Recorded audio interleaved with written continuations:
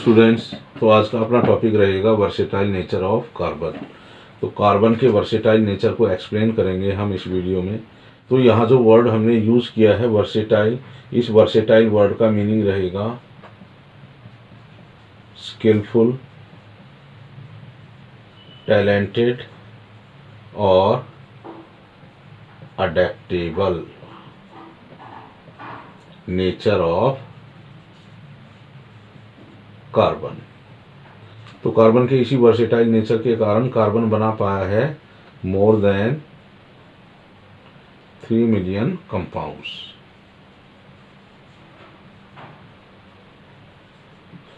तो हम कार्बन के वर्सेटाइल नेचर को एक्सप्लेन करेंगे by 2 factors, tetra valency of carbon और सेकंड फैक्टर रहेगा कैटिनेशन। तो इन्हीं 2 फैक्टर्स की हेल्प से हम कार्बन के वर्सेटाइल नेचर को एक्सप्लेन करेंगे। तो स्टूडेंट्स, यहाँ सबसे पहले हम बात करेंगे टेट्रा वैलेंसी ऑफ कार्बन के बारे में।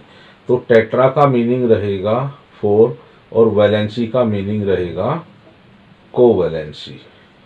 तो कार्बन जितने भी कंपाउंड्स बनाएगा उन सभी कंपाउंड्स में कार्बन की कोवैलेंसी रहेगी is equal to 4। It means जब कार्बन अपनी कोवैलेंसी 4 शो करेगा तो वो कार्बन अपने कंपाउंड्स में 4 कोवैलेंट बॉन्ड्स की फॉर्मेशन करेगा या 4 कोवैलेंट बॉन्ड्स बनाएगा विद अदर एलिमेंट्स। और वो कौन कौन से एलिमेंट्स होंगे?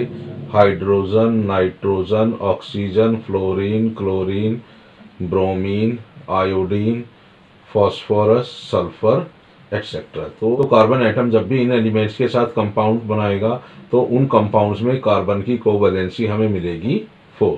तो कार्बन के टेट्रावैलेंट नेचर को एक्सप्लेन करने के लिए हम सबसे पहले लिखेंगे कार्बन की इलेक्ट्रॉनिक कॉन्फ़िगरेशन। तो कार्बन का एटॉमिक नंबर है 6 और इसकी इलेक्ट्रॉनिक कॉन्फ़िगरेशन रहेगी 2 4।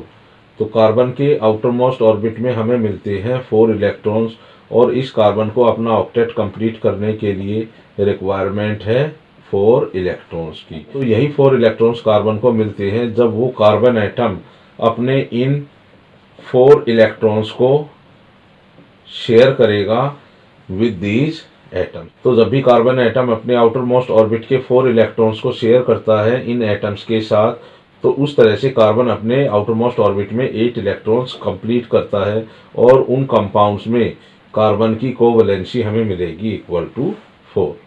तो यहाँ पर हम कुछ एग्जांपल्स लेंगे कार्बन कंपाउंड्स के और उन कार्बन कंपाउंड्स में हम चेक करेंगे कार्बन की टेट्रा वैलेंसी। तो जो फर्स्ट एग्जांपल होगा मीथेन मॉलिक्यूल का।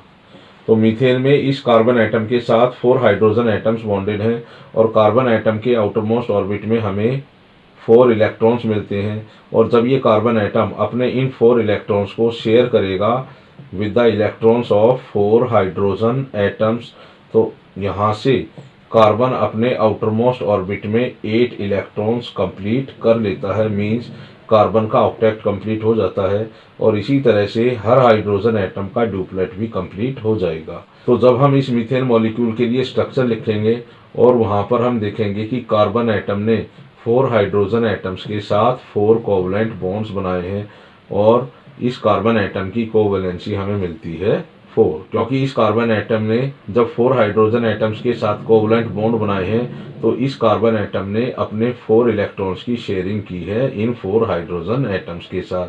तो इस कार्बन एटम की कोवैलेंसी रहेगी 4। तो स्टूडेंट, नेक्स्ट एग्जांपल हम ले रहे हैं यहाँ पर कार्बन डाइऑक्साइड का।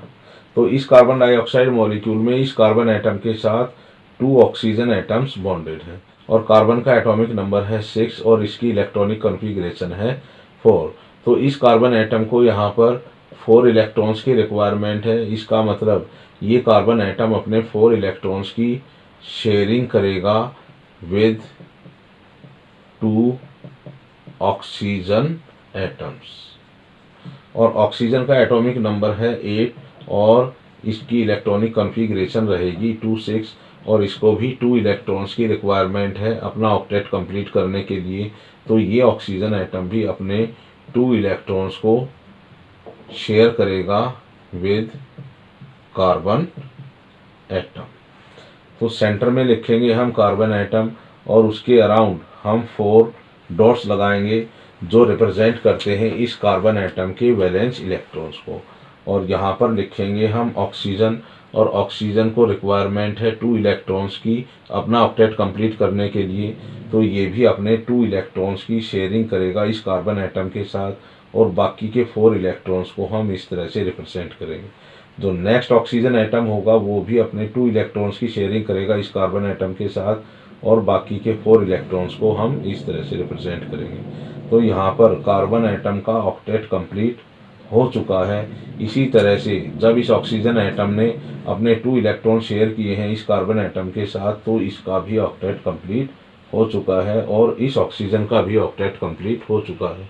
तो यहाँ पर कार्बन ने 2 कोवलेंट बॉन्ड बनाए हैं इस ऑक्सीजन के साथ, और 2 कोवलेंट बॉन्ड बनाए हैं इस सेकेंड ऑक्सीजन एटम्स के साथ। तो यहाँ पर कार्बन की कोवैलेंसी मिलती है हमें 4, क्योंकि कार्बन ने यहाँ पर 4 कोवलेंट बॉन्ड बनाए हैं इन 2 ऑक्सीजन एटम्स के साथ, और इन 4 कोवलेंट बॉन्ड बनाने के लिए कार्बन ने अपने 4 इलेक्ट्रॉन्स की शेयरिंग की है इन 2 ऑक्सीजन एटम्स से। तो कार्बन की कोवैलेंसी है यहाँ पर 4। तो स्टूडेंट नेक्स्ट एग्जांपल हम लेंगे कार्बन टेट्राक्लोराइड का, और इस कार्बन टेट्राक्लोराइड मॉलिक्यूल में इस कार्बन एटम के साथ 4 क्लोरीन एटम्स बॉन्डेड हैं, और वो 4 क्लोरीन एटम्स इस कार्बन एटम के साथ बॉन्डेड हैं बाई सिंगल कोवलेंट बॉन्ड। तो यहाँ पर भी कार्बन एटम अपनी टेट्रावैलेंसी को शो करता है। तो यहाँ से भी हमें पता चलता है कार्बन के टेट्रावैलेंट नेचर का। और थर्ड एग्जांपल हम लेंगे यहाँ पर HCN मॉलिक्यूल का, हाइड्रोजन साइनाइड। तो जब इस हाइड्रोजन साइनाइड मॉलिक्यूल के लिए भी हम स्ट्रक्चर लिखेंगे तो कार्बन के आउटर मोस्ट ऑर्बिट में हमें 4 इलेक्ट्रॉन्स मिलते हैं। तो वो उन 4 इलेक्ट्रॉन्स में से 3 इलेक्ट्रॉन्स की शेयरिंग करेगा इस नाइट्रोजन एटम के साथ, और ये नाइट्रोजन एटम भी अपने 3 इलेक्ट्रॉन शेयर करेगा इस कार्बन एटम के साथ। और नाइट्रोजन के आउटर मोस्ट ऑर्बिट में हमें कितने इलेक्ट्रॉन्स मिलते हैं? 5, और इन 5 इलेक्ट्रॉन्स में से अपने 3 इलेक्ट्रॉन शेयर करता है वो इस कार्बन एटम के साथ। और कार्बन का जो 4th इलेक्ट्रॉन होगा, कार्बन अपने 4th इलेक्ट्रॉन को शेयर करेगा इस हाइड्रोजन एटम के साथ। तो इस तरह से कार्बन और नाइट्रोजन के बीच में 3 कोवलेंट बॉन्ड बनते हैं, और कार्बन और हाइड्रोजन के बीच में बनता है सिंगल कोवलेंट बॉन्ड। तो यहाँ पर भी कार्बन ने कितने कोवलेंट बॉन्ड बनाए हैं? 1 2 3 4। तो यहाँ पर भी इस कंपाउंड में कार्बन अपनी टेट्रावैलेंसी को शो करता है। तो स्टूडेंट्स, कार्बन जितने भी कंपाउंड की फॉर्मेशन करेगा उन सभी कंपाउंड्स में वो अपने टेट्रावैलेंसी को शो करेगा, मीन्स वो 4 कोवलेंट बॉन्ड बनाएगा विद अदर एटम्स। तो स्टूडेंट, जो नेक्स्ट फैक्टर है कैटिनेशन, जिसकी हेल्प से हम कार्बन के वर्सेटाइल नेचर को एक्सप्लेन करेंगे। तो सबसे पहले हम डिफाइन करेंगे कैटिनेशन को। तो कैटिनेशन के लिए क्या डेफिनेशन रहेगी? The self linking property of an element is called catenation. तो कैटिनेशन क्या है? किसी भी एलिमेंट की जो सेल्फ लिंकिंग प्रॉपर्टी होगी उसी प्रॉपर्टी को हम बोलते हैं कैटिनेशन। तो यहाँ जो वर्ड है सेल्फ लिंकिंग, इसका मीनिंग क्या रहेगा कि मान लेते हैं कोई एलिमेंट X है, तो उस एलिमेंट X के एटम्स अगर कंबाइन करते हैं एक दूसरे से बाय फॉर्मिंग कोवलेंट बॉन्ड, तो उस एलिमेंट की उस प्रॉपर्टी को बोलते हैं हम कैटिनेशन। तो catenation means the self linking property of an element is called catenation. तो जितने भी एलिमेंट्स हैं उन सभी में कार्बन एटम की मैक्सिमम कैटिनेटिंग पावर होगी, catenating power. So carbon shows maximum catenating power among all the elements. जितने भी एलिमेंट्स होंगे उन सभी एलिमेंट्स से सबसे ज़्यादा कैटिनेटिंग पावर होती है कार्बन एटम्स की। और इसकी मैक्सिमम कैटिनेटिंग पावर के लिए कौन रेस्पॉन्सिबल रहेगा? Their small size. The small size of carbon atom is responsible for their maximum catenating power. तो कुछ दूसरे एलिमेंट्स भी होंगे जो कैटिनेशन को शो करते हैं। उन सभी एलिमेंट्स में सबसे ज़्यादा कैटिनेटिंग पावर होती है कार्बन एटम्स की। तो कार्बन की मैक्सिमम कैटिनेटिंग पावर रहेगी उस कार्बन एटम के स्मॉल साइज के कारण। तो due to their small size they form strong and stable covalent bonds in their compounds. तो कार्बन एटम का स्मॉल साइज होगा, उसी स्मॉल साइज के कारण कार्बन जितने भी कोवलेंट बॉन्ड बनाएगा वो सभी के सभी स्ट्रॉन्ग कोवलेंट बॉन्ड होंगे और उनसे जो कंपाउंड बनेंगे वो सभी कंपाउंड्स स्टेबल होंगे, क्योंकि उन स्ट्रॉन्ग बॉन्ड्स को ब्रेक करने के लिए बहुत ज़्यादा एनर्जी की रिक्वायरमेंट होगी। So due to very high catenating power of carbon atom, carbon can form long straight chain compounds। तो कार्बन कंपाउंड्स में हमें long straight chain of carbon atoms भी मिल सकती है।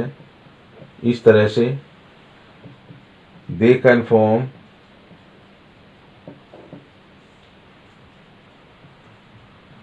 Branched chain compounds. तो carbon atom branch chain compound भी बना सकता है। तो कार्बन की उस चेन के साथ कुछ ब्रांचेज ऑफ कार्बन एटम्स भी हमें मिल सकती हैं इस तरह से।